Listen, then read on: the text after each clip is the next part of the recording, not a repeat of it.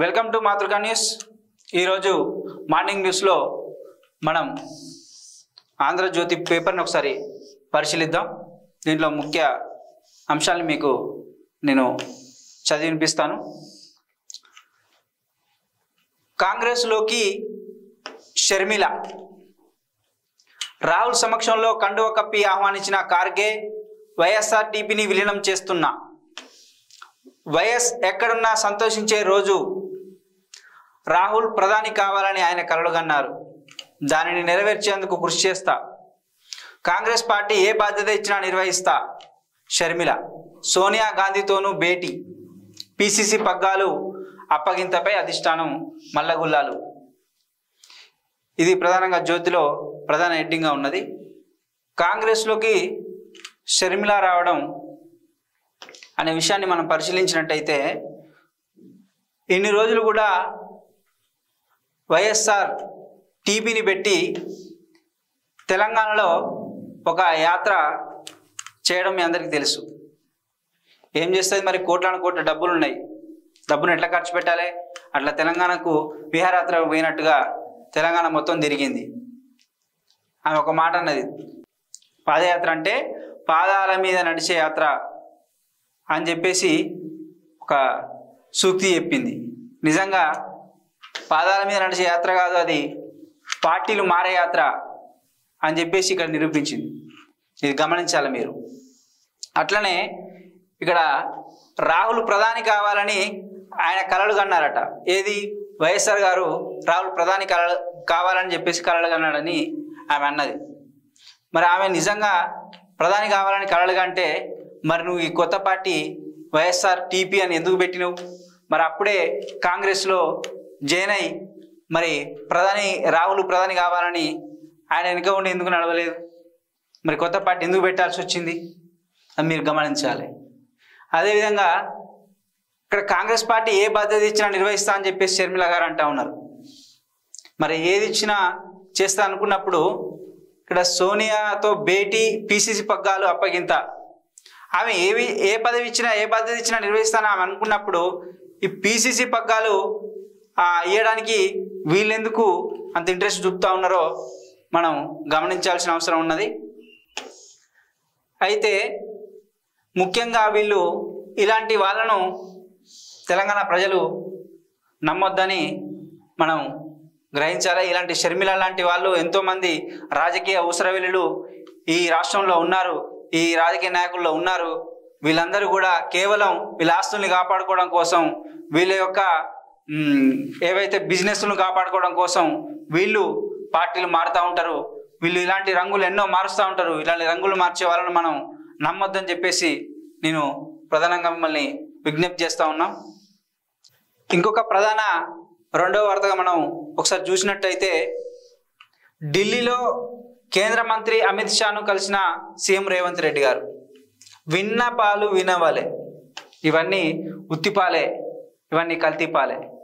ఇది కేవలం ప్రజల యొక్క ధనాన్ని ఖర్చు చేసి ఈరోజు ఆయనను కలవడానికి పోవడం వెనుక ఎటువంటి ప్రయోజనం అయితే తెలంగాణకు చేకూరదని మనం గ్రహించాలి. ప్రజలారా, వీళ్ళు కేవలం అక్కడికి పోయి ఒక బుకే తీసుకుపోయి ఒక ఫోటోకి పోజ్ చేయడం తప్ప దీంట్లో ఎటువంటి హామీలు వాళ్ళు ఇచ్చేది లేదు, వీళ్ళు మనకు నెరవేర్చేది లేదని మనం గ్రహించాలి. అట్లా నెరవేర్చేది ఉంటే 10 సంవత్సరాల కాలంలో బీఆర్ఎస్ అధికారంలో ఉన్నది. కేసీఆర్ గారు ఎన్నోసార్లు వెళ్ళి అమిత్ షా మోడీని కలవడం జరిగింది. మరి అప్పుడు కనబడలేదా ఈ హామీలు? ఈ తెలంగాణ యొక్క కష్టాలు మరి వాళ్ళకి కనబడలేదా? మరి అప్పుడు ఎందుకు నెరవేర్చలేదు? అట్లా నెరవేర్చుంటే రేవంత్ రెడ్డి గారు ఈరోజు మీ వంతు వచ్చేది కాదు. మళ్ళీ మూడోసారి సీఎం కేసీఆర్ గారే సీఎం అయి ఉండేవారు కదా, మీ వంతు రాకపోయి ఉండేది కదా అవి నెరవేరిస్తే. కాబట్టి రేవంత్ రెడ్డి గారు మీరు వాళ్ళని కలవడం వల్ల ఎటువంటి ప్రయోజనం లేదు. ఈ విన్నపాలు ఉత్తిపాలే, ఈ విన్నపాలు వినవాలే అని ఈ శ్రీరాముడి సూక్తులు, శ్రీకృష్ణ లీలలు వాళ్ళకి చెప్తే వాళ్ళు ఏమాత్రం పట్టించుకునే వాళ్ళు కాదు. వాళ్ళు విభజన హామీలు కాదు, వాళ్ళు విభజించి పాలించేటువంటి ఈ దుర్మార్గులు వీళ్ళ వల్ల మనకు తెలంగాణకు ప్రయోజనం జరుగుతుందని మనం ఏ క్వశ్చన్ కూడా మనం నమ్మకం పెట్టుకోవద్దని చెప్పేసి మనం ప్రధానంగా ఈ వార్తలు ఒకసారి చూసినట్టయితే పాలమూరుకు పెండింగ్ అనుమతులను క్లియర్ చేయండి, ప్రాధాన్యతల దృష్ట్యా జాతీయ హోదా దక్కేలా చూడండి, కేంద్ర జలశక్తి మంత్రి షెకావత్కు రేవంత్ ఉత్తమ్ వినతి, హోదా ఇవ్వలేం, ఇతర స్కీముల కింద 60% నిధులు ఇస్తాం షెకావత్, అదనపు ఐపీఎస్ పోస్టులను ఇవ్వాలని అమిత్ షాను కోరిన రేవంత్, సవరించిన ప్రతిపాదనల ప్రకారం మెట్రో 2వ దశ చేపడతాం, మూసీ రివర్ ఫ్రంట్ సహకరించాలని హర్దీప్ సింగ్ వినతి, టీఎస్పీఎస్ ప్రక్షాళనపై యూపీఎస్సీ చైర్మన్తో నేడు రేవంత్ రెడ్డి భేటీ. ఈ భేటీలు, ఈ హామీలు, ఈ విన్నపాలు ఇవన్నీ కూడా మనల్ని మభ్యపెట్టడానికే తప్ప వీళ్ళు ఎటువంటి ప్రజలకు ప్రయోజనం చేకూర్చేటువంటి పనులు ఎప్పుడు చేయలేదు, చేయరు కూడా. కాబట్టి ఇట్లాంటి వాటితో టైం వృధా, ప్రభుత్వానికి ఖర్చు తప్ప, ప్రజల మీద భారం తప్ప వీళ్ళు చేసేటువంటి ఏది లేదని చెప్పేసి మనం గ్రహించాల్సిన అవసరం ఉంది. ఆ తర్వాత ప్రధానంగా జ్యోతిలో వచ్చేసినటువంటి వార్త ఒకటి చూసినట్టయితే, చివరి దాకా జనం బయటపడరు జాగ్రత్త అని చెప్పేసి మన మాజీ తెలంగాణ ముఖ్యమంత్రి కేసీఆర్ గారిని పరామర్శించడానికి వచ్చిన జగన్ గారితో అన్న మాటలు ఇవి. ఏమంటానంటే, జగన్ అప్రమత్తం చేసిన కేసీఆర్, బీఆర్ఎస్ చీఫ్తో ఏపీ సీఎం భేటీ, ఆయన ఆసుపత్రి నుంచి ఇంటికి వచ్చిన 20 రోజుల తర్వాత పరామర్శ. పాప ఆయనకు తీరలేదు, 20 రోజుల తర్వాత పోయి ఆయనను పరామర్శించడానికి పోయిండు. అందరి సమక్షంలో కుశల ప్రశ్నలు, ఆపై కేటీఆర్ను పంపేసి చర్చలు. ఓటమి ఊహించలేదన్న కేసీఆర్, వైసీపీని చుట్టుముడుతున్న కష్టాలు, సీట్ల మార్పు వికటిస్తున్న ప్రయోగాలు, కాంగ్రెస్లో షర్మిల చేరికతో ఇంటి పోరు, కాంగ్రెస్ మద్దతుగా నిలవద్దు, తల్లి విజయలక్ష్మితో జగన్. ఇక్కడ జగన్ను అప్రమత్తం చేసిన కేసీఆర్ అన్నాడు, కానీ జగన్ను అప్రమత్తం ఎక్కడో ఆంధ్రప్రదేశ్లో ఉన్న సీఎం జగన్ను అప్రమత్తం చేస్తా ఉన్నాడు రాబోయే ఎన్నికలకు. మనోడు తెలంగాణ విషయంలో మాత్రం కేసీఆర్ గారు ఆయన అప్రమత్తంగా లేడు, కానీ బయట వాళ్ళని అప్రమత్తం చేయడానికి ఈయన ఆ విధంగా చేస్తూ ఉన్నాడు. మరి కేటీఆర్ను పంపేసి మరి చర్చలు జరిపినట్టు. మరి ఇద్దరి మధ్యలో అంత రహస్యమైన చర్చలు ఏమేమి ఉంటాయో మనకైతే తెలియదు, కానీ వేసి చూడాల్సిందే. కాంగ్రెస్కు మద్దతు ఇవ్వద్దని చెప్పేసి వాళ్ళు ఇక్కడ ప్రధానంగా వార్తల్లో ఉన్నది. తర్వాత దాని కింద సర్కారు చేతికి ధరణి, ఇకపై రికార్డుల నిర్వహణ ప్రభుత్వ సంస్థ ఆధ్వర్యంలోనే, ఎన్ఐసి లేదా టిఎస్టిఎస్కు ఛాన్సు, ముమ్మర కసరత్తు చేస్తున్న ప్రభుత్వం. ప్రస్తుతం టెర్రాసిస్ అనే ప్రైవేట్ సంస్థ నేతృత్వంలో ధరణి రికార్డుల నిర్వహణ.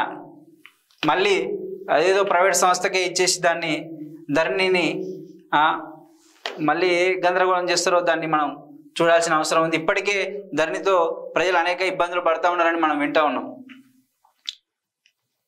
ఆ తర్వాత కానిస్టేబుల్ పోస్టుల భర్తీకి లైన్ క్లియర్, 4 మార్కులు కలపాలన్న తీర్పు కొట్టివేత, కమిటీ వేసి ప్రశ్నలపై నిర్ణయం తీసుకోవాలి, నెలలో నియామకాల ప్రక్రియ పూర్తి చేయాలి, ఆదేశాలు జారీ చేసిన హైకోర్టు డివిజన్ బెంచ్.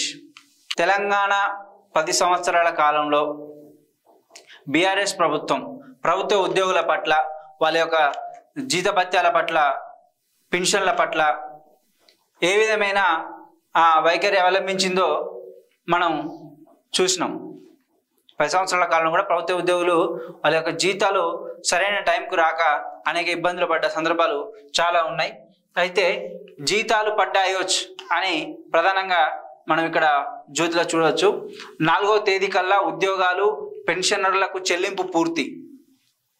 ఇది మొదటిసారి కాంగ్రెస్ ప్రభుత్వం వచ్చిన తర్వాత ఈ నెలలో మొదటి వారంలోనే వాళ్లకు పెన్షనర్లకు కానీ ఉద్యోగులకు కానీ చెల్లింపు చేయటం అనేది ఒక పాజిటివ్ అంశంగా తీసుకోవచ్చు. కాంగ్రెస్ సర్కారు వచ్చాక తొలి నెలలో సకాలంలో వేతన జీవులకు ఊరట, ఇది కొనసాగాలని ఆకాంక్ష. బీఆర్ఎస్ హయాంలో 12-20 తేదీలో 12-20 తేదీల దాకా చెల్లింపు జరగలేదనేది ప్రధానంగా ఇక్కడ వార్తల్లో ఉన్నది. నిజంగా కూడా కాంగ్రెస్ ప్రభుత్వం ఇలాంటి నిర్ణయం తీసుకోవడం మనం పాజిటివ్గా తీసుకోవాలి. ఈ విధంగానే కూడా కొనసాగాలని చెప్పేసి అన్నీ ఏవైతే వాళ్ళు ప్రకటించినటువంటి పథకాలు ఏవైతే ఉన్నాయో అవి కూడా అన్నీ ఇదే విధంగా కాంగ్రెస్ ప్రభుత్వం తన యొక్క హామీలను నెరవేరుస్తుందని మనం ఆశిద్దాం.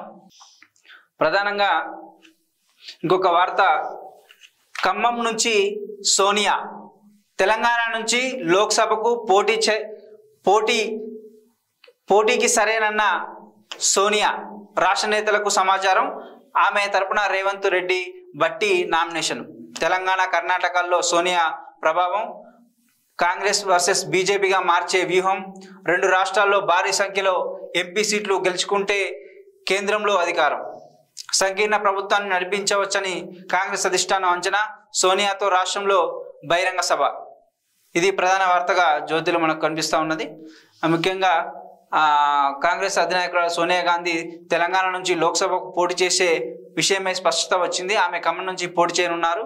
ఈ మేరకు రాష్ట్ర పార్టీ ముఖ్యులు కాంగ్రెస్ అధిష్టానం నుంచి సమాచారం అందినట్టు తెలుస్తూ ఉంది.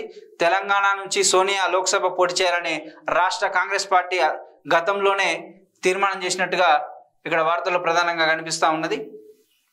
ఆమె ఇక్కడ సోనియా గాంధీ గారు రాష్ట్రంలో ఒక బహిరంగ సభకు కూడా వాళ్ళు ఏర్పాటు చేస్తున్నట్టుగా ప్రధానంగా ఇక్కడ వార్త కనబడుతూ ఉన్నది. ఇది ఈరోజు జ్యోతిలో ఉన్నటువంటి మన తెలంగాణ రాష్ట్రానికి సంబంధించినటువంటి ప్రధాన వార్తలుగా మనం చూడవచ్చు. ఈ వార్తలుగా ఉన్నట్టుగానే ఏదైతే కాంగ్రెస్ ప్రభుత్వం మార్పు రావాలి, కాంగ్రెస్ రావాలి అని చెప్పేసి ప్రజలు ఏ విధంగా భావించి కాంగ్రెస్కు పట్టం కట్టారో, కాంగ్రెస్ మరి మన తెలంగాణ రాష్ట్రానికి సంబంధించినటువంటి హామీలను నెరవేరుస్తుందా, మరి కేసీఆర్ లాగానే వీళ్ళు కూడా ఖాళీలో కొట్టుకొని ఇంట్లో కూర్చుంటారా అనేది మనం రాబోయే రోజుల్లో చూడాల్సిన అవసరం ఉంటుంది. ఇది ఈరోజు ఉన్నటువంటి జ్యోతిలో ముఖ్యంగా మన తెలంగాణకు సంబంధించిన వార్తలు. ప్రజలారా రేపటి వార్తలతో మళ్ళీ కలుద్దాం. నమస్తే, సెలవు.